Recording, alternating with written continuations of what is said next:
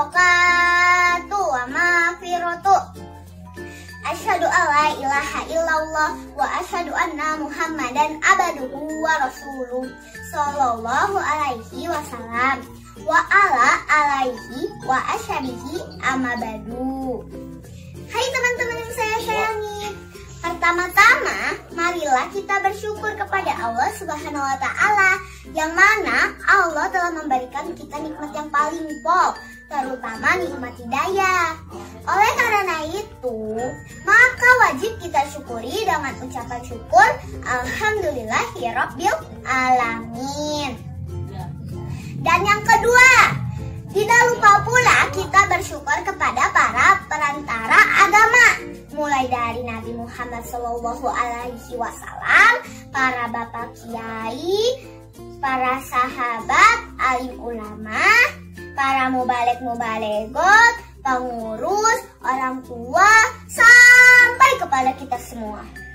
Wajib kita syukuri dengan ucapan syukur alhamdulillah jazakumullahu khairah. Dan juga kepada para teman-teman semua dan para juri yang saya hormati atas waktu dan kesempatan yang diberikan saya. Saya syukuri dengan ucapan syukur alhamdulillah jazakumullahu khairah. Semoga kita semua bisa menjadi generasi yang paham agama dan mandiri, serta bisa meninggikan derajat orang tua nanti kita di surga. Amin. Tetap diniati karena Allah ya teman-teman, semata-mata kita mengharapkan surganya Allah agar terhindar dari nerakanya Allah.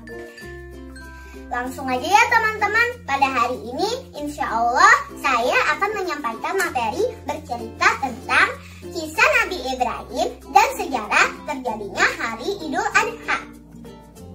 Suatu hari hidup seorang yang kaya raya dan dermawan bernama Nabi Ibrahim. Nabi Ibrahim memiliki banyak sekali hewan ternak, mulai dari domba, unta, dan lainnya. Akan tetapi kekayaan yang Allah berikan kepada Nabi Ibrahim tidak membuat Nabi Ibrahim menjadi malas untuk beribadah.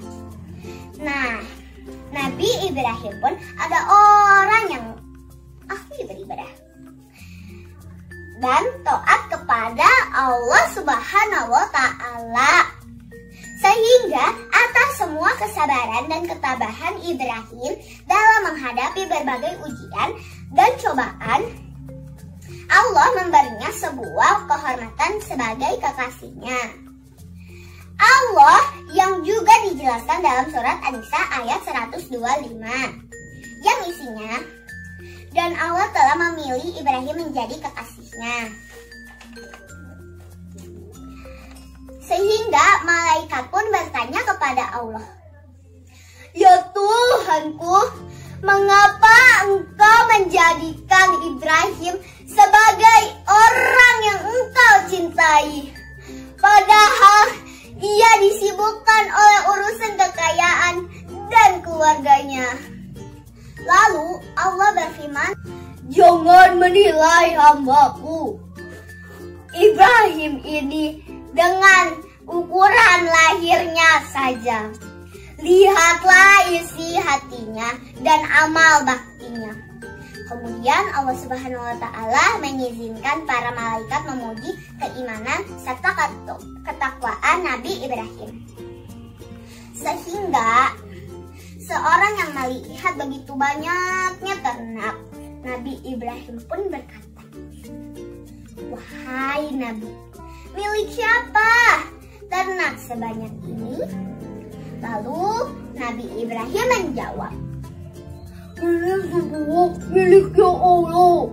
Sewaktu-waktu bila Allah menghendaki, aku serahkan semuanya. Jangankan cuma ternak, bila Allah meminta anak kesayanganku, niscaya akan kuserahkan juga."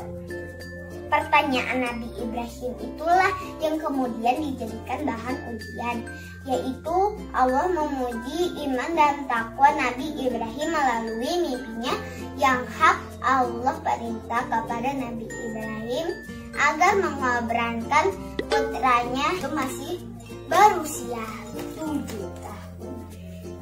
Seorang anak yang tampan, sehat, dan anak yang ternyata akan menjadi penerus kenabian. Ialah Nabi Ismail. Allah perintah supaya Ismail dikorbankan dan disembelih dengan menggunakan tangan Nabi Ibrahim sendiri loh. Sungguh sangat mengerikan jika dibayangkan ya teman-teman. Ya Allah. Awalnya Nabi Ibrahim merasa mimpi tersebut hanyalah mimpi buruk yang digoda oleh syaitan saat tidur. Akan tetapi mimpi itu terulang sampai 3 kali. Sehingga Nabi Ibrahim yakin bahwa itu adalah mimpi yang benar dari Allah. Sehingga akhirnya Ibrahim pun menghampiri Ismail. Ibrahim pun berkata kepada Ismail, "Wahai anakku, sesungguhnya aku melihat dalam mimpi bahwa aku menyembelihmu. Maka bagaimana pendapatmu?" Lalu Ismail menjawab, "Hai bapakku, kerjakanlah apa yang diperintahkan oleh Allah kepadamu. Insya Allah engkau akan mendapatiku termasuk orang yang sabar." Subhanallah, anak yang soleh ya teman-teman. Akhirnya mereka pun sepakat untuk menjalani perintah dari Allah untuk menyembelih anaknya sendiri, yaitu Ismail. Coba deh teman-teman bayangin, padahal kan Nabi Ibrahim sangat cinta sangat kepada anaknya. Tapi karena Allah perintah untuk menyembelih Ismail, Nabi Ibrahim dan Ismail pun mau taat atas perintah Allah. Hebat kan teman-teman? Ketika keduanya siap untuk melaksanakan perintah Allah, iblis datang menggoda sang ayah dan sang anak silih berganti. "Wahai Ibrahim, masa iya kamu bunuh anakmu? Kasihan anakmu. Udah, jangan dengerin perintah Allah," kata iblis. Akhirnya Ibrahim melempari iblis dengan batu, mengusirnya pergi, dan iblis pun lari menjauh. Namun iblis menghampiri Nabi Ibrahim kembali sampai terulang 3 kali. Setelah sampai di suatu tempat dalam keadaan tenang, Ismail berkata kepada ayahnya, yaitu Nabi Ibrahim, "Ayah, asahlah pisau tersebut supaya tajam agar proses penyembelihanku tidak lama. Jangan lupa kaki dan tanganku diikat supaya aku tidak dapat bergerak leluasa sehingga menyusahkan ayah. Hadapkan mukaku ke tanah supaya ayah tidak melihatnya, sebab kalau ayah melihat nanti, ayah akan sedih karena kepergianku." Nabi Ibrahim alaihi salam menjawab, "Baiklah anakku, yakinlah bahwa Allah Subhanahu wa Ta'ala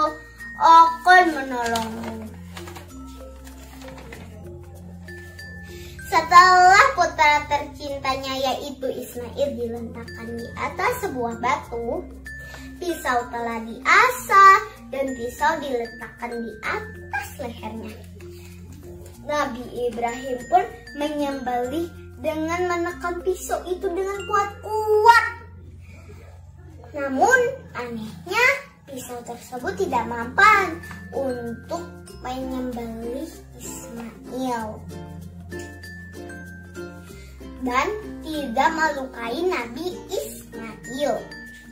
Diulang berapa kali pun tetap pisau itu tidak melukai Nabi Ismail. Nah, itu gara-gara pada saat itu Allah Subhanahu wa Ta'ala membuka dinding yang menghalangi pandangan malaikat di langit dan di bumi. Mereka tunduk dan sujud kepada Allah Subhanahu wa Ta'ala, takjub menyaksikan keduanya. Lihat hambaku, itu rela dan senang hati menyembelih anaknya sendiri dengan pisau, karena semata-mata untuk memperoleh keriduanku. Pada saat itu Allah Subhanahu wa Ta'ala memerintahkan Jibril untuk mengambil seekor kambing ibas dari surga sebagai gantinya, dan Allah Subhanahu wa Ta'ala berfirman agar menghentikan perbuatan, tidak usah diteruskan pengorbanan terhadap anaknya.